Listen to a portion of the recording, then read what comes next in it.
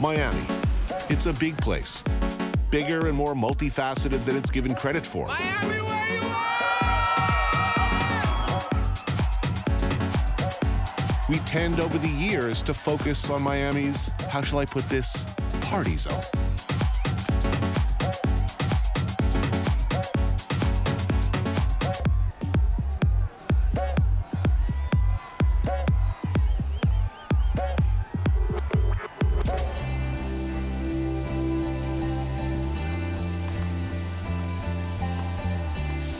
Party don't stop, stop, stop, stop, stop.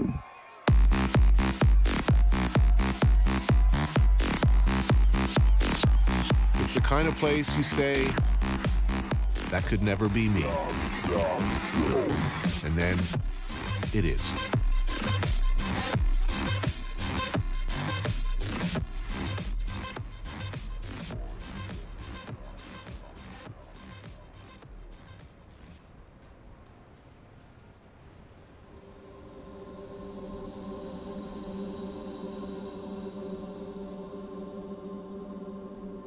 It's a temptation that's almost irresistible. The seductions of flash, of palm trees, balmy nights, deco architecture, the manufactured dreams of many television shows made real. But across the causeway, a few miles down the way, there are other worlds, older ones. I think it's safe to say, better ones.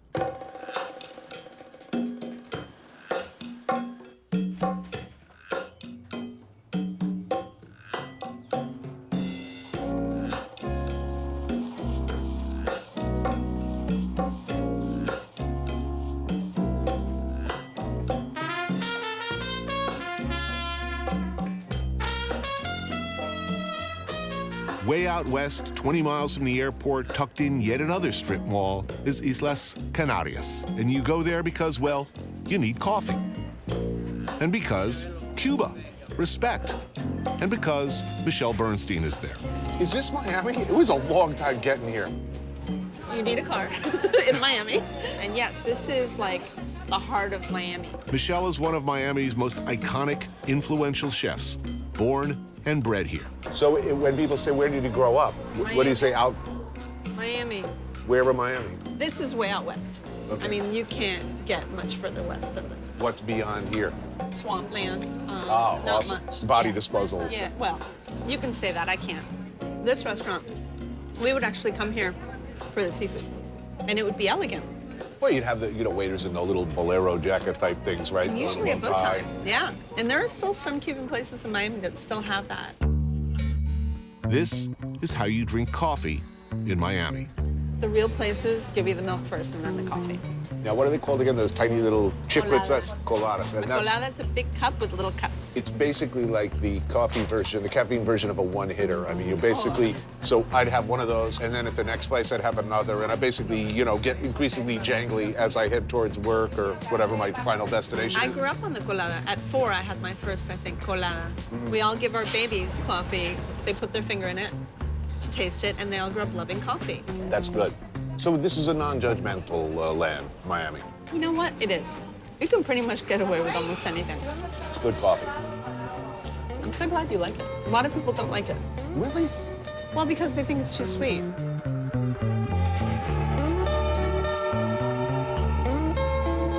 And many of you watching who are dimly aware of Miami and this sandwich thing they call a Cubano that you may or may not have had before, you're thinking, yes, a Cubano sandwich. But you'd be wrong.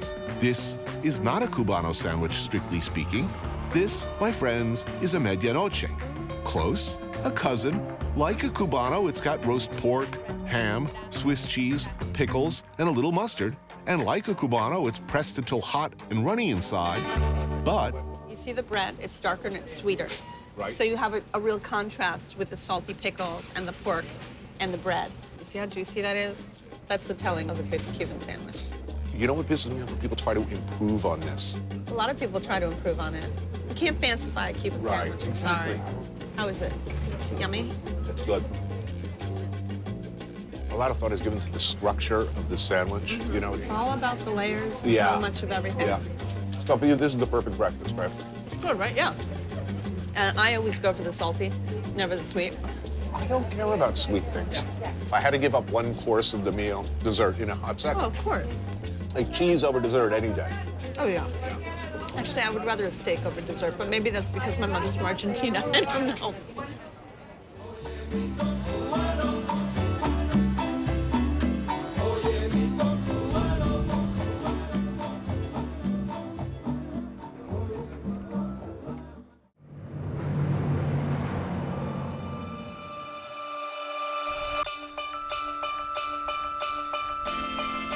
There's history, and there's the more immediate needs of the present. I need food presently, and perhaps some fine bourbon. And when I need good food in a city not my own, more and more these days I call somebody who, if they weren't good at enough things already, has become something of an expert on good food around the world. Every time I check Instagram, you're eating with one of my culinary heroes. You've eaten at Giro. Yes, who inspired that? Also, he seems to like you a lot better than me. Amir Khalib Thompson, known to most as Questlove. You've been to this place before. I live at this place. Really? Yes. Yardbird quickly became a Miami favorite, serving over-the-top Southern classics to well-heeled bon vivants like, well, us. The old joke was that James Brown was the hardest working man in show business. You make him look lazy. Let's review, okay? Band leader, producer, teacher. Yeah. Oh, DJ. Yeah. And We're counting. Technically I have 16 jobs right now. Deviled eggs with fresh dill and trout roe will be so over next year, but right now, I want like 10 more.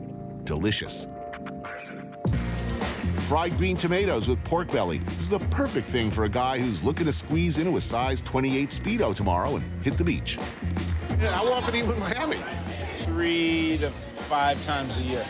What makes the Miami sound different than the Detroit sound, the Philadelphia sound, the New York sound, whatever? Right? You know what? Like, you can't say something specific like, well, Philadelphia had orchestral strings in their arrangements, whereas, Stax Records had organ in theirs. But I do consider the sound of Miami to be the beginning of really great dance music. What's called 77 Elvis pancakes? Chocolate chip pancakes, bourbon maple syrup, banana compote, and peanut butter. Even if you're not the king, you'll want to die on the toilet like he did after this carbo load. And we're really doing the Elvis experience right. I should be eating a fistful of Percodan with that, Just right? a little. Yardbird's signature fried chicken comes with chilled spiced watermelon and cheddar cheese waffles. Here they brine the chicken for a day, 27 hours to be exact, in a spicy bath that includes cayenne and black pepper, garlic, and onion. Tender inside and perfectly crispy on the outside. To me, I like waffles and I like chicken, but I don't understand waffles and chicken together. You still don't understand? No, I mean, look, I understand people deeply love them. And I do like waffles, and I do love fried chicken. I just put them on separate plates, and I'm okay. You don't want your food integrated? Shrimp and grits, a Southern classic made with Florida shrimp, Virginia ham, and South Carolina stone ground grits. Completely other subject. I was reading your book. Is it Curtis Mayfield you have bad associations with? Whenever I hear Curtis Mayfield, Brady's dead, Right. just as a kid, that particular chord structure always frightened me. Aqualung, Jethro Tull. I whipped into a murderous rage right away. Even now? Even now, I'm angry that that band ever existed. I hate that whole English-y, old, bard, minstrelly, stand on one leg, mother. Hate that shit, Yeah, I mean, you never know when you play people music, were they molested by a rodeo clown to that song? Right, exactly. And Jethro Tull is my version of that.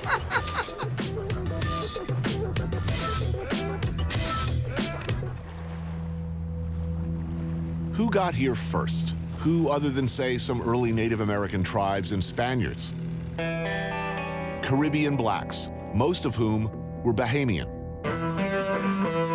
Bahamians figured heavily in the early development of South Florida, which began in earnest with the construction of railroads in the late 19th and early 20th centuries by this guy, Henry Morrison Flagler, the industrialist and tycoon largely credited with being the father of modern Florida. Flagler's dream was the Florida East Coast Railway, which would run from Jacksonville to Key West, connecting the ports of Miami to the rail system of the rest of the United States, creating along its route new towns, new cities, new Edens, where America's rising middle class could frolic and play. He also agreed to lay the foundation for a city on both sides of the Miami River. As more and more whites moved in, segregation took hold, and much of the Bahamian community was forced into black neighborhoods like Overtown and Liberty City. So if you're looking for old Miami, original Miami, you're looking to a great extent for black Miami.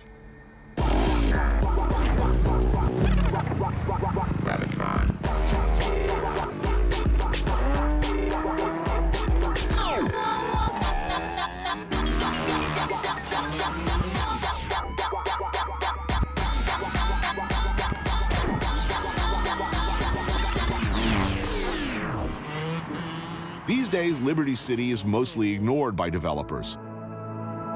But back in the day, it was the epicenter of the black community. A lot has happened since then.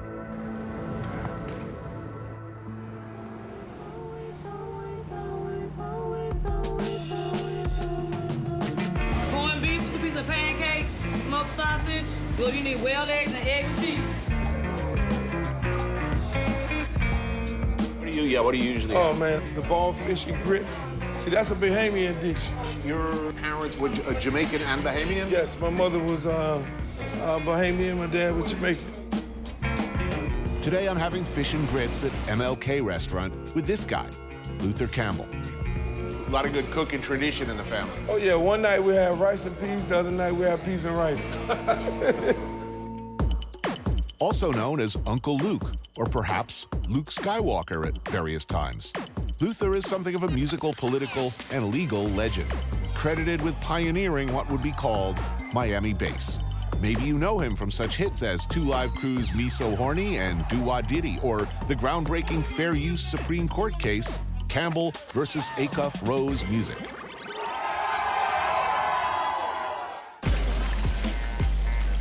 How do you end up different growing up in Miami than you would have grown up in LA or New York? People would say, oh, y'all Southern people, y'all South, y'all Bama, or whatever they want to call us. But in all actuality, we're an island town. I mean, Miami was made up of Bahamians that really built the city of Miami. So now you have a lot of different cultures. Caribbean, South American. Very Very, diverse. very different. Yeah. How is that mix? How's that impacted the music? Oh, it's everything in the music. It's everything. I mean, when people think about me, they always say, oh, this guy made this booty shaking music. You know, everybody is dancing. Everybody's dancing in a sexual way. You know, Jamaicans, they'll whine. You know, the girls will stand up on you, and I'm pretty sure you know about that. When the girls stand up on you and they put their butt on you and start whining, you know. I've seen this on television. It's no different than a lap dance. Yeah. Among your other accomplishments, you ran for office. Yeah. About 70% residents of Miami speak Spanish at home. Enormous African-American, Afro-Caribbean community. How come the state keeps electing conservative white guys? Conservative white guys, they'll pay their popular pastors, don't say nothing, don't energize your people. So you have a whole quiet community. You didn't get them excited about voting. It's the opposite of the Get Out the Vote program. It's a don't bother to vote. It's don't bother to vote. Take the governor's election. You know, African Americans voted at 20%. If we would have voted at 50%, Charlie Crist would have won the governor's race. Right. You were selling Miami to somebody. What's the best thing about Miami? Best weather. Yeah. How do you handle the cold if you have to tour or something and you got to spend a week or 2 weeks in New York or Detroit or Chicago? I mean, my mindset is I don't have to deal with this every day. I'm going back to sunshine. So when I got that on my mind, you know, I can go into any city. I can go into a blizzard. No, I know I'm going out. Y'all staying. it's really good. Back inland, another world of flavors. Little Haiti, just in case Miami didn't have enough tasty stuff from elsewhere. The B&M Market is a grocery store with a 4-seat cafe of sorts tucked away in the back. And they serve some of the dishes that make me happiest. Jerk chicken, who doesn't love that? Curried goat, roti, and this cow foot soup. The real deal, too. Flavors and textures, some next level stuff. That looks, by the way, unbelievable. Look at that, just, That jelly. that's so good. What's the best thing about Miami? The mix of cultures that we've got. What's the worst thing? You know what really pisses me off? I walk on the street and I say hi to people because that's kind of like how I am. Right. And I don't get a hi back a lot here. To what do you attribute this? The transient part of it. People don't feel rooted. They're all from South America, Central America. Their whole plan is to come here, do what they can to send their family money to buy the homes of their dreams, and then go back and live in them, which is great. I would probably do the same thing.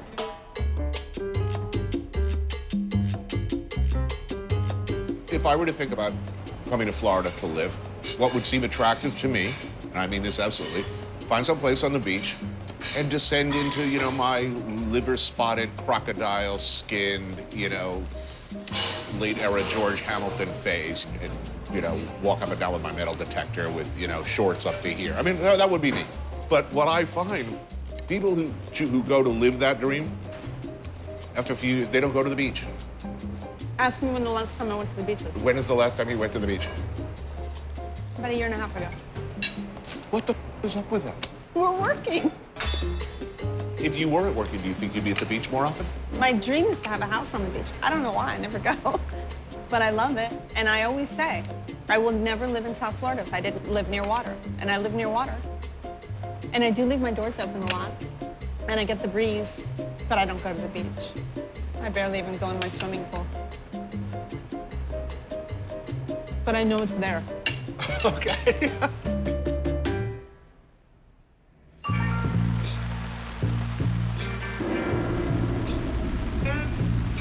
Standing here in the rain, trying to wash away my sins. Baby gonna left me.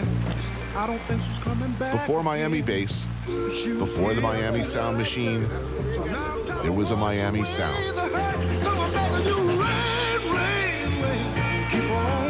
The music, the original Miami sound we're talking about, came from this man, Willie Clark, and this place. What was this space originally? Well, this side was a little restaurant, smaller than this, and we were on the other side with the record shop. Now it looks like a nondescript barbecue joint, but back in 1963, it was the home of Deep City Records. Willie Clark and his business partner Johnny Pearsall started Deep City, recording and promoting local talent out of Johnny's record shop. The label became a showcase for artists like Betty Wright and Helene Smith, Frank Williams and the Rocketeers, Johnny Killens and the Dynamites. Everything that you've ever been credited for either producing or writing it is a very, very long list and an amazing list. It's about 1,200. 1,200 songs. It just flows, and I'm like what you might call a song mechanic. You bring it to me, I'll help you fix it. Willie and his writing partner, Clarence Blowfly Reed, wrote such classics as Clean Up Woman, Rockin' Chair, and Willie and Abel. Deep City was Miami's answer to Motown, a unique sound. In 50 years, 100 years from now, if you're to do an internet search and you punch in the Miami sound, your name is going to come up right away as principal creator of the Miami sound. What were the distinctive features of the music you were making that separated it from Motown, Philadelphia, New York? The culture was a mixture of Bahamian, Jamaican, and then some people who have come down from Georgia and Alabama. But that Bahamian influence was dominant. Right. We would have bands like the Junkanoo Band, and they would march from Overtown all the way to Liberty City and back, and with big parades. And so this influence of the dancing and the moving and the marching, I would say that was the main difference. And you were teaching school during a lot of this period. I was teaching school. I would walk in the front door of the school, look around, put my sign in, and walk out of the back door. And go straight to the studio. But you know, the principal knew what I was doing. Yeah. I did most of the deep city music using that technique.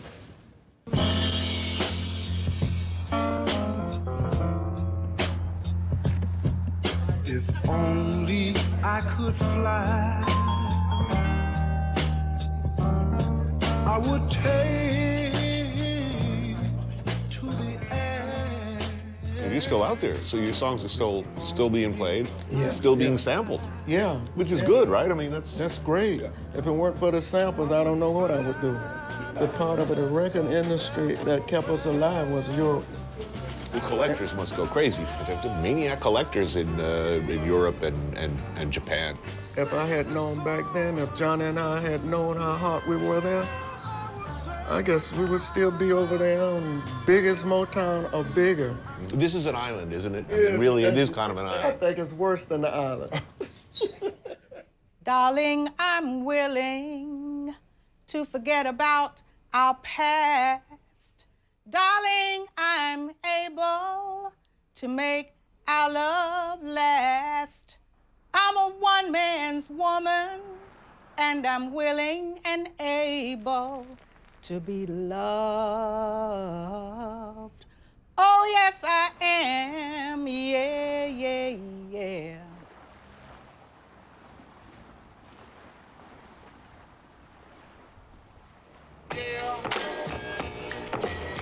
Another day, another country. Miami's like that. You could eat your way across the Caribbean and through all of Latin America. And then over to Africa if you like. It's all there. Pepito's Plaza is Venezuelan. And if you know anything about me, you know I love few things more than big, new, unusual, comes from somewhere else, mutant versions of the giant hamburger. And this one is something special. Okay, so this is the deal. This is all Venezuelan, which means everything's kind of protein on protein on protein, and it's all about a lot of sauces. All right, so we're gonna do the doralzuela. Absolutely, right? Okay. What is this neighborhood? Some people call it Doral, some people call it doralzuela, which is petite Venezuela. And yeah, you're way west. And you'll pretty much hear everybody speaking Spanish. There's almost no English spoken. Most people in Miami speak Spanish at home. Absolutely. A lot, over half. Yeah, even if they're not Latin. Right. Because you can't really get a job if you're in the service industry especially. You have to speak Spanish. Meat on meat is something of a Venezuelan specialty, and this one has got what? A beef patty, ham, egg, 6 varieties of sauces, crispy matchstick potatoes, and cheese. It's big. Big, I tells you. You gotta demolish it in stages like you're imploding a casino or like a hyena grabbing an antelope on the hoof. You try and tunnel through the soft parts first. This is a sort of an engineering challenge. A larger mouth, possibly? I mean, I'm gonna start crying. Look, you get that thing. All right, I'm going in. Good God. Yes or no? It's delicious, but It's a little much, right? there's no way this thing is holding together to the last bite. All right, I can't even get the whole thing. Oh, ridiculous. This is open till 4 a.m., so there's definitely a time of day when that seems like a perfectly reasonable idea. If you drink too much, this will pretty much take care of everything that ever ailed you.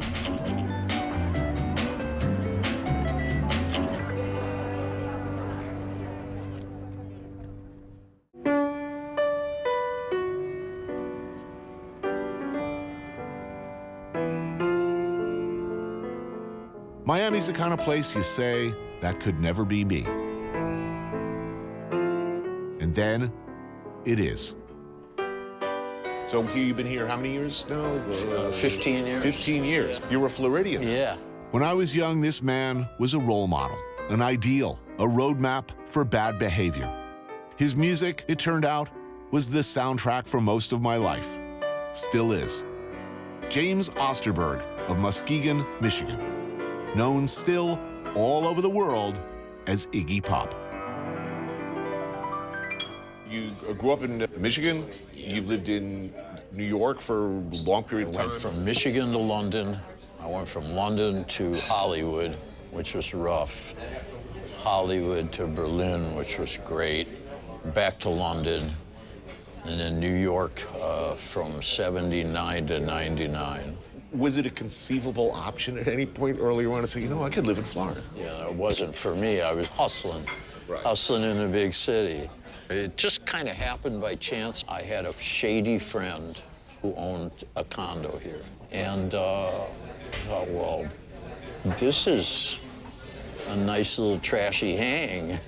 You could just pull up to the beach anytime you wanted and look out and see the end of complications.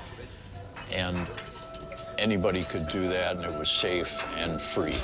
And I thought, this is beautiful.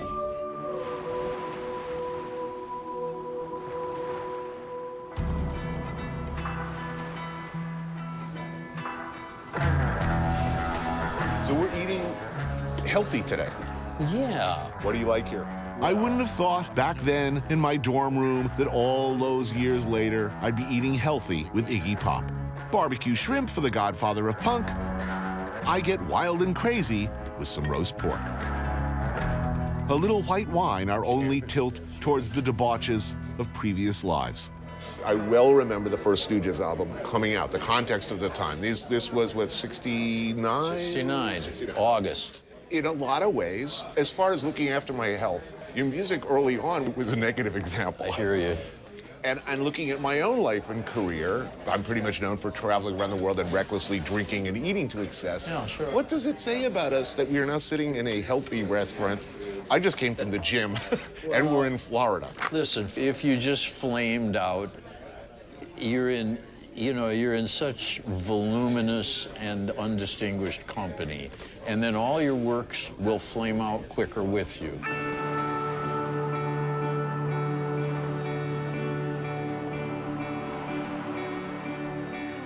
What's a perfect day in Miami? It's a clear morning, hot and humid.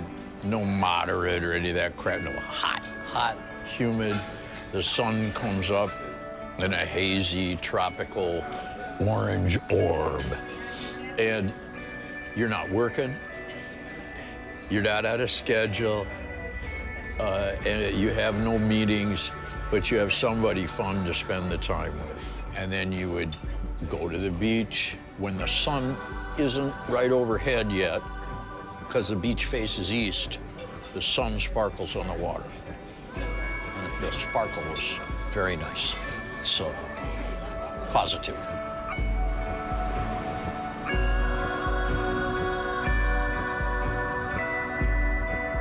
You're the template for the rock star, meaning other rock stars sort of look to you to figure out, how should I behave?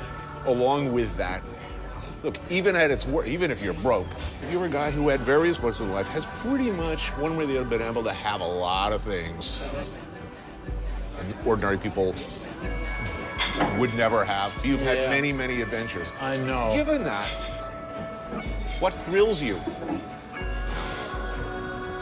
The nicest stuff right now is it's just very embarrassing, but it's really embarrassing. Being loved and actually appreciating the people that are giving that to me.